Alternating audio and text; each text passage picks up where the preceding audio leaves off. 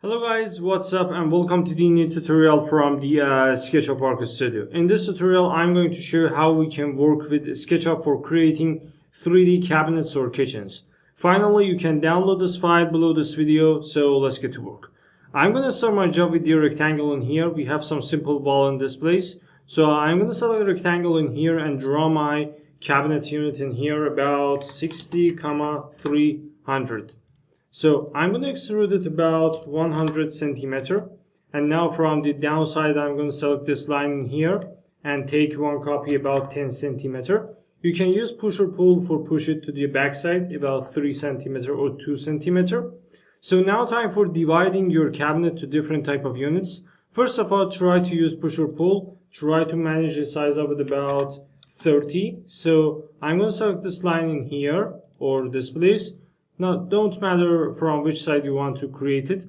So click on the move option, press Ctrl, copy activated for you. And now you can type 40 centimeter for your first unit. Press Ctrl on your keyboard, copy activated. Another dimension about 80 centimeter. Another time press Ctrl, 40 centimeter. Another time press Ctrl, and next time is the half of it. So something like that created for us. In this case, I'm going to select this line in here. Click on the move option, press Ctrl, and take my first copy about 30 centimeters. So if I type 2 and type X and press enter, the other copies will be generated for me. Very simple and easy. So I'm going to select all of these lines in here and click on the make group in this place. I'm going to select rectangle another time, draw my rectangle from here to here, click on it, component, and move it to this place. So select it, click on the push or pull and push it a little bit to the front. 1.6 centimeter is the MDF thickness, so you can select it, click on the flip option, flip it on the red direction to fix the problem which is related to axes and directions. So if I click on this one, click on the push or pull and push it to the back side about 0.2, and from the here 0.2 again. Now we have some unique cabinet design in here. I can use offset tool to create some different type of designs on the body of it. It completely depends on you how you want to use it in different type of projects. Click on the rectangle another time, like that, here to here. Select it, component. Take a copy to the right side, select flip option, flip it on the red direction.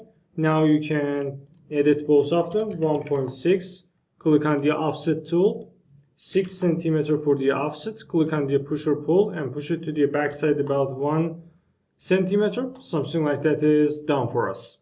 So in this case, now time for this part of our cabinet. So I'm going to draw another rectangle. From here to here. Alright, everything is done. Rectangle. This part to this part. Select it, component, move option, press Ctrl, copy activated for you. Take your copy like that. Select it another time. Draw it to the front. Like this and like this.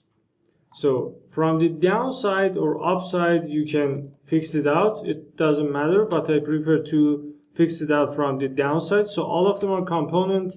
It means that all of them will be changed at the same period of time. So 1% is enough for it. Try to select this one in here. Move it to the downside. Fix it by the edges. Now you can select this cabinet in here. Take your offset, very simple and easy. Like that, and everything is done. So click on the rectangle another time. Now I want to create my synthetic surfaces for my kitchen design. Click on the push or pull, push it about 4 centimeter. Click on this line here, click on the move, press Ctrl, copy activated for you. Take another copy like that and push it to this part of your job. Push it to the downside about 1 centimeter, and everything is done. Click on it, make a group. And finally, if you want to create upside units, you can do it very simple and easy. Totally, designing cabinets in SketchUp is one of the most enjoyable and easy works. You can do it by doing lots of training, but totally it's not really heavy and hard work. So this is the final result that we have in here. I hope you enjoyed this video, guys. If this tutorial is useful for you, please like and subscribe our YouTube channel. Thanks for your time, thanks for your watching, and goodbye.